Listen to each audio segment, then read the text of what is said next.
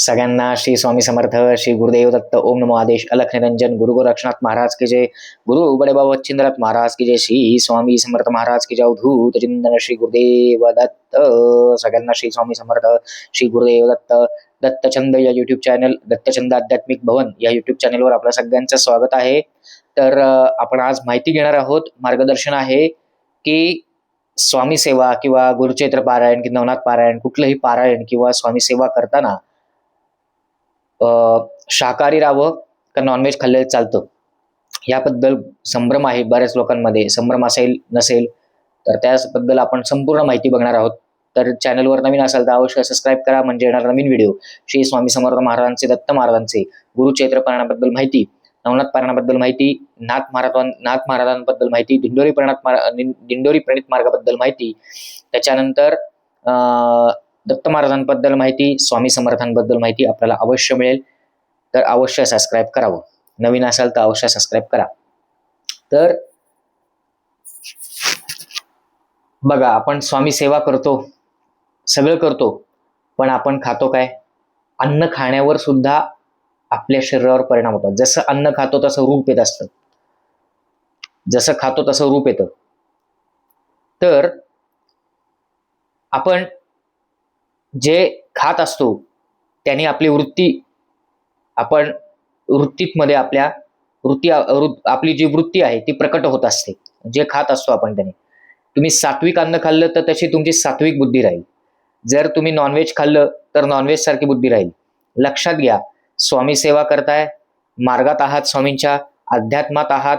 दुसरी गोष्ट, गुरुचैत्र पारायण करताय, नवनाथ पारायण करताय, भागवत पारायण करताय, दुर्गा सप्तशती वाचताय, ह्या सगळ्या सेवा करताय, इकडे तुम्ही मांसाहार करताय, तर हे प्रचंड चुकीचं आहे. हे प्रचंड चुकीचं आहे. जिथे जिथे मांसाहार आहे तिथे देव नाहीत. तुम्ही काय खाताय हे लक्षात घ्या आणि मग खा. जिथे जिथे सात्विक अन्न आहे तिथेच देवाचा वास आहे. सात्विक अन्नामुळे आपल्या शरीराला पौष्टिक अन्न आहे, ते सात्विकमुळे आपण सात्विक होतो, आपली वृत्ती सात्विक होते, आपला भाव सात्विक होतो, आपली बुद्धी सात्विक होते, आपली वाणी, आपली नजर, हे सगळं सात्विक व्हायला चालू होतं. त्यामुळे जेवढं सात्विक अन्न खाता येईल तेवढं सात्विक खा. बाहेरचं जास्त खाऊ नका.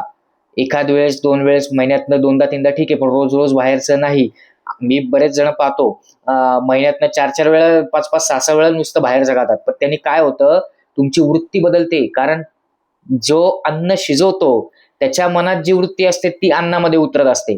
त्यामुळे सगळ्या महिला वर्गांना माझं एकच सांगणं आहे की तुम्ही जेव्हा स्वयंपाक बनवता तेव्हा चिडचिड करू नका, कुणावर रागवू नका. स्वयंपाक बनवताना नामस्मरण जास्त ठेवा, भगवंताचं स्मरण करत राहा, किंवा एखादा व्हिडिओ किंवा एखादं भक्तिगीत किंवा नामस्मरण हे मोबाईलवर लावून स्वयंपाक करा. तुम्हाला जर मनात जमत नसेल जप करणं किंवा मनात जर स्मरण करणं जमत नसेल तर तसा जप करा किंवा तसं लावून ठेवा. त्यामुळे काय होतं, आपली वृत्ती छान राहिल्यामुळे ते अन्नात उतरतं आणि अन्नात उतरल्यामुळे जो पुढचा खाणार आहे त्याला तो परिणाम जाणवतो. तुम्ही जर तेच चिडचिड करून खाल्लं, अन्नाचा सर्वात मोठा परिणाम हा शरीरावर जो परिणाम होतो तो अन्नाचा जास्त होतो. अन्न आणि पाणी याचा खूप परिणाम होतो.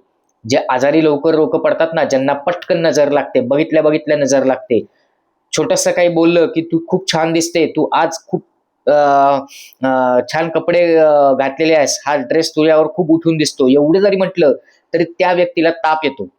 अशा सुद्धा लोक आहेत. तर काय येतो, हे नजर बाधा असते. तर ह्यासाठी तुम्हाला तेवढी सेवा पाहिजे महाराजांची, आणि मग तुम्हाला अन्नातनं जर सेवा मिळाली तर तुमच्यामध्ये फरक पडतो. तुम्हाला कोण शिवू शकत नाही आणि कोणाची नजर तुमच्यावर वाईट पडू शकत नाही. तर मांसाहार काय, एखाद्या प्राण्याचं, त्याचा जीव घेऊन आपण मांसाहार करतोय, त्या जीवाला मारून जर आपण मांसाहार करतोय, तुम्हाला उद्या तुम्ही गेलात आणि तुमचं जे मांस आहे ते तुम्हाला मारून कोणी खाल्लं तर तुम्हाला आवडेल का? अहो लक्षात घ्या, हा व्यभिचार आहे. व्यभिचाराने वागणं सोडा. शेवटी कसं आहे, तुम्ही एखाद्याला मारून खाल्लं तर ते तुम्हाला कर्म आहे. ते कर्म इथंच या जगात, आत्ता ह्या कलियुगातच इथेच भोगून तुम्हाला वर जावं लागणार आहे. शेवटी वर घेऊन आपण काहीच जात नाही. लक्षात ठेवा ना, पैसा पाणी काहीच नसतं आपल्या बरोबर. येतानाही आपल्याबरोबर काही नसतं आणि जातानाही काही नसतं. म्हातारपणी तुम्ही जप करणार आणि आत्ता जप करणं ह्यात खूप फरक आहे. त्यामुळे आत्ताच अध्यात्माला लागा आणि या गोष्टी सोडून द्या. बघा पटतंय का मी काय म्हणतोय ते? म्हणजे हळूहळू चालू करा या गोष्टी. लगेच काय उद्या म्हटलं आज म्हटलं आणि उद्या लगेच बंद केलं मांसाहार असं नाही. हळूहळू प्रयत्न करा. पाण्यावर रामरक्षा म्हणा, भारीत करा रामरक्षा आणि ती पीत राहा. तुमचा हळूहळू मांसाहार कमी होईल. प्रयत्न करा. लोक जे मद्यपान करतात ते हळूहळू कमी होईल. अन्नातनं जेवढं तुम्हाला सेवा जाते ना, त्या सेवेमुळे बरेच लोकांना चांगलं वाटायला लागलेलं आहे. अन्नावर सेवा करा. महिला वर्गांसाठी सांगणं नाही माझं हे. जेव्हा तुम्ही अन्न शिजवताय तेव्हा तव्यावर पोळी भाजायच्या आधी थोडंसं दूध आणि पाणी टाकून द्या. म्हणजे काय होईल, पितरांचा दोष पूर्ण निघून जातो. हळूहळू होतं ते, लगेच नाही होत, पण प्रयत्न करा याचा. दुसरी गोष्ट, अन्नावर संस्कार होतात आपल्या. महाराजांना 2 टाइम नैवेद्य दाखवा. सकाळी नैवेद्य जे तुम्ही खाताय, मी मांसाहार म्हणत नाहीये, शाकाहारच म्हणतोय. एकदम मी म्हणतील गुरुजी म्हटले किंवा दादा म्हटले महाराजांना 2 टाइम नैवेद्य दाखवा आणि तुम्ही मांसाहारही दाखवाल. तसं नाही करायचं. तुमच्या घरात जे अन्न शिजवलं जातं, शाकाहारी जे अन्न आहे ते अन्न जे शिजवलं जातं ते अन्नाचा नैवेद्य सकाळी आणि संध्याकाळी 2 टाइम दाखवा आणि तो प्रसाद आपण खाऊन घ्यायचा. तो प्रसाद खाल्ल्यानंतर आपल्या अन्नावर संस्कार होत असतात आणि ते संस्कार झाल्यावर ते जे अन्न आपण खाल्लं तर काय फरक जाणवतो ते मला सांगा. आपली वृत्ती सात्विक होते. जेवढं सात्विक राहता येईल तेवढं सात्विक राहा. मांसाहार करणं आपली वृत्ती नाही. हिंदू धर्मात मांसाहार लिहिलेला नाही कुठेही. समजलं? हिंदू शास्त्रामध्ये धर्मामध्ये कुठेही मांसाहार लिहिलेला नाही. आज उठसूट येतोय तो मांसाहार करतो. अजिबात चांगलं नाहीये या गोष्टी. एखाद्या जीवाचा बळी घेऊन आपण काय करतोय ह्याचा जरा विचार करा. झोप कशी लागते तुम्हाला? ती वृत्ती तशी बनत राहते. मग तुमच्या चिडचिडपणा, राग, कधी काही शिव्या देणं, श्राप देणं, कोणाला काही घालून पडून बोलणं, या गोष्टी ज्या आहेत ना, या गोष्टी मांसाहाराने होतात.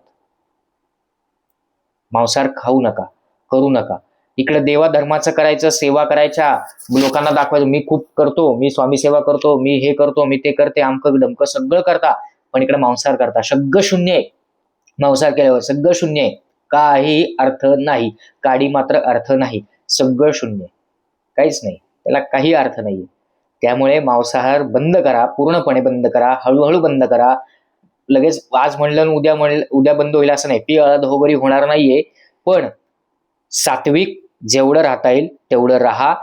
अध्यात्मामध्ये, सेवा मार्गामध्ये हे सात्विक राहणं, सात्विकतेला खूप महत्व आहे. शुद्ध शाकाहारी अन्न घ्या. पोळी, भाजी, भात, आमटी एवढं खा. तुम्हाला सात्विक राहा. तुम्हाला फरक 6 महिने, 1 वर्ष जरी हे केलं ना, 6 महिन्यात तुम्हाला फरक जाणवेल. बघा, तुमच्यात बदल जाणवेल. सात्विक अन्न अधिक तुमची सेवा, सात्विक अन्न अधिक अध्यात्म, सात्विक अन्न अधिक परमार्थ, या गोष्टी करून बघा. तुम्हाला का फरक पडणार नाही. तुम्हाला जर चिडचिड वाटत असेल कधी कधी तर ती कमी होईल. अनावश्यक भीती ही पण कमी होईल. तर अशा प्रकारे तुम्ही सात्विक राहा. चेहऱ्यावर एक तुमच्या तेज येईल. मेकअप करायची गरज नाही, पावडर लफे मारायची गरज नाही. तर अशा प्रकारे सेवा करा, महाराजांची सेवा करा, माणूस जपा, माणूस शिका, सेवा करा जास्तीत जास्त. तर झालेली सेवा महाराजांच्या चरणी रुजू करतो. सगळ्यांना श्री स्वामी समर्थ, श्री गुरुदेव दत्त. ओम नमो नारायण.